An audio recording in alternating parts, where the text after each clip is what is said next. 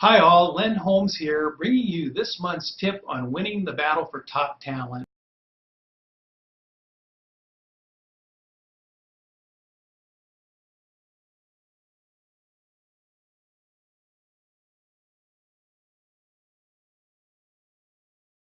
And August employment numbers. We have been looking at an unemployment rate that has been stuck at more than 9% for over 2 years now. Yet the labor market is far from static. Total employment in the United States is turning over at a rate of 3 to 5% per month based on the industry. That means each month more than 4 million people start a new job and more than 2 million people voluntarily leave their job. At the same time, every month 4 million hiring managers are looking at their business and the economy and deciding they would be better off hiring someone. But when they make that decision, it's not just about replacing a warm body. It's an opportunity to change the direction of their workforce. Backfill workforce planning requires more foresight than just eliminating one position while adding another. In a backfill workforce plan, when someone leaves a company, you start by looking at what capabilities that person had and which are required immediately. Then you can work with HR or a search consultant to understand what talent is currently available to fit your basic requirements and which additional capabilities you may be able to include in that role. Well, it's September and the kids are going back to school and football season is moving into full gear, and I hope this message finds you, your company, and your family prospering. Good selling.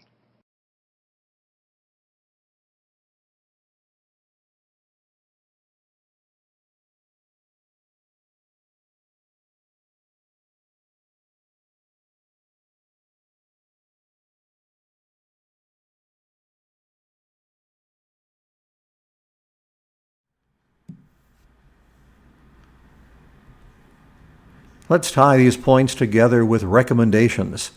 These can also serve as a valuable checklist for future web videos. Camera work. Avoid background distractions. You need to be the focus.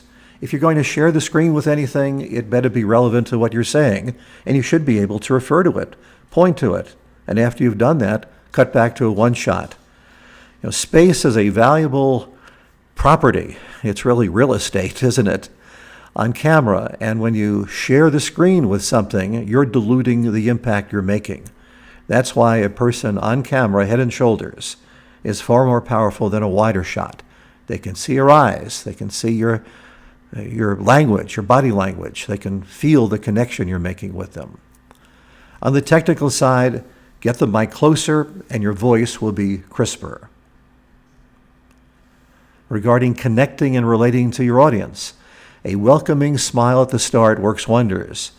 You had a great smile at the end, you started to smile at the beginning. Smile in the beginning. Welcome people in a warm way. I know you want to get into the presentation, you've got a lot to say and you want to get it right. We all feel that. It's worth pausing, smiling, and moving on. Makes people feel good. Also put more emphasis on key words. Key words serve as guideposts and signposts. They help people better understand your message. Engagement. Start strong and don't bury the lead. Instead of backing into your story, start with the latest information. Here's what's new, here's what you need to know, and then background it. Also, when you can, tell a succinct, compelling story, a story that illustrates the point you're making. The person had to replace 2 positions. He did it quickly. That was the good news. The bad news is he didn't look at the bigger corporate strategy because the dynamics of the market are changing. That's very, very quick. You might add a line or two, but when you tell a story, people get hooked. They get engaged. Messaging. Why you? Communicate your competitive advantage. After all, it comes down to what edge you have over other companies.